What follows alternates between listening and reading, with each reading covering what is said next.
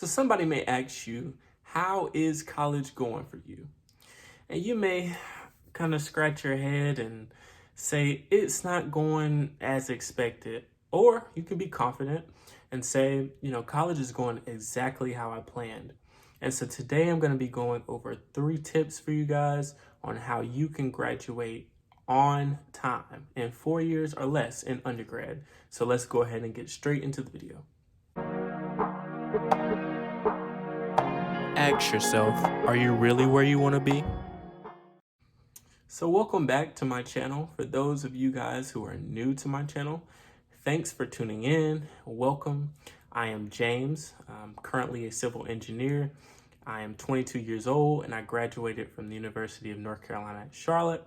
And I'm here to help you guys get right, finesse life at an early age. So the first tip that I have for you guys who are wanting to graduate in 4 years or less is to first understand the requirements that the major that you're choosing is requiring of you. That means you want to review how many credits that you will need to take in order to receive your degree. When you first go to college, they're going to have this information, available to you. It'll list out the courses that you'll need to take, how much of that specific course will count towards your degree of credits, as well as the minimum GPA requirements. It will also list out specific details on different courses, such as what grade you'll need to be able to pass and receive credit for a specific course. For example, this is very, very crucial. So for me, I went to UNC Charlotte and I studied civil engineering. And one course that I took, the details and the requirements said that I needed a D or above to get credit for the course. I did not know this when I took this course. And this course was very challenging. I struggled with it all semester, and at the end, my grade was a D. When I tell you I emailed almost every professor, almost every person above that professor in order to try to get my grade changed, it was crazy because ultimately I didn't need to do any of that because the requirement said that I just only needed a D to pass. So I went through all that frustration and kind of hassle and emailing people and almost kind of embarrassing myself because I didn't know that detailed requirement, and that is crucial. If you receive the grade that you need to according to those requirements, then you have received that credit and you can move on. So no need in wasting time. Just know your requirements. Understand your requirements for your specific major.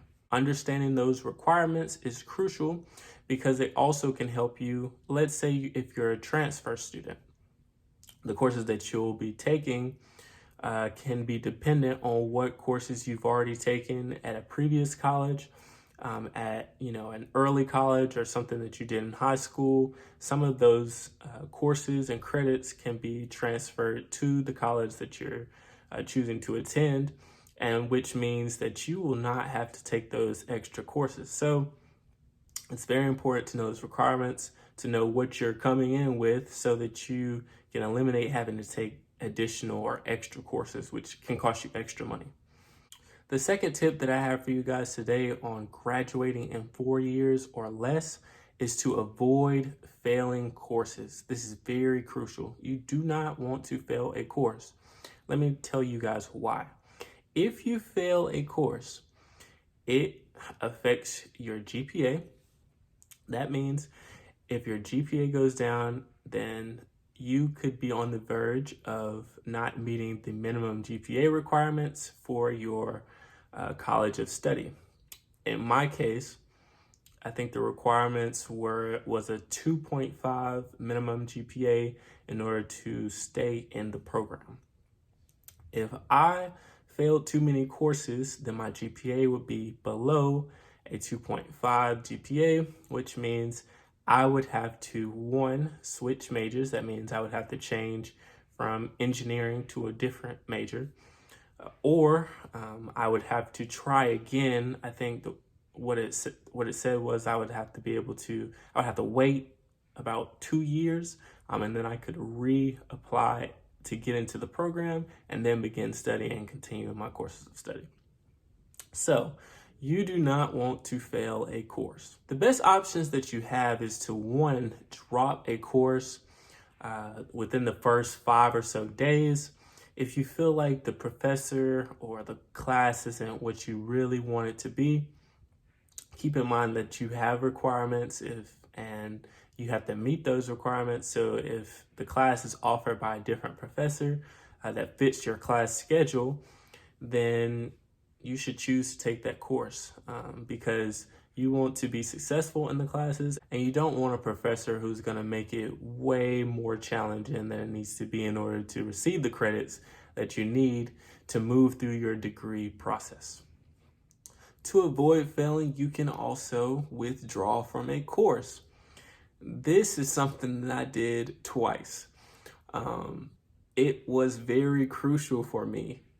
I didn't want my GPA to drop, so what I did is a course that I saw that was not going my way for the whole semester or near the end of the semester, I had a deadline to withdraw from that class. That means that basically I say, no, I don't want a grade. I want to get out of this class. I don't want any credits to affect my GPA. And you basically are able to keep your same GPA, nothing changes, and you just don't receive credit for that course. Keep in mind, using a withdrawal is like using a get out of jail free card. You can only use it roughly 2 to 3 times out of your 4 years that you're at your particular college. That's at least for at UNC Charlotte's requirements. Some colleges may be different, but you don't get that opportunity too often. So use it only when necessary. And remember, if you withdraw, that means no credits. No credits means you're not moving forward in your degree process. So that means the more withdrawals you use, you need to make sure that you're able to still fit in all the courses that you need in a timely manner so that you meet all the requirements to be able to graduate in 4 years or less. My third tip to you guys who are trying to graduate in 4 years or less in undergrad is to help others. When you help others, they will typically help you. I cannot tell you how many times that I helped other classmates, other students who were taking some of the same classes. And the crazy thing is in those assignments that you're helping them with, you never know when it could be very beneficial to ask them to help you for an assignment. 9 times out of 10, if someone has the same major as you, you're not going to only have one class with them. You're going to have a multiple of classes with them. So you want to make sure that you are being of service or of help to them so that in the case that you may need help with an assignment, need help studying for a test, they will be willing to help you in those circumstances. Try to get along with the professors that you have in your major because you will see them more and more often as well.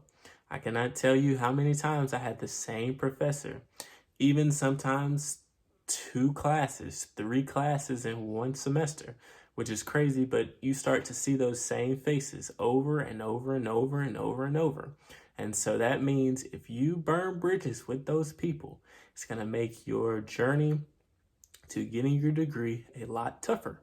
So make sure that you're networking, make sure that you're being of service to others, make sure that you're helping those students, classmates, so that they will in return help you. My bonus tip to you guys is to understand your schedule. This is something I didn't mention, but your schedule is very important. When you select your classes, make sure that if you rearrange how the requirements show the list of courses that you should be taking each year, that you are able to move them around so that you are still able to graduate in those 4 years.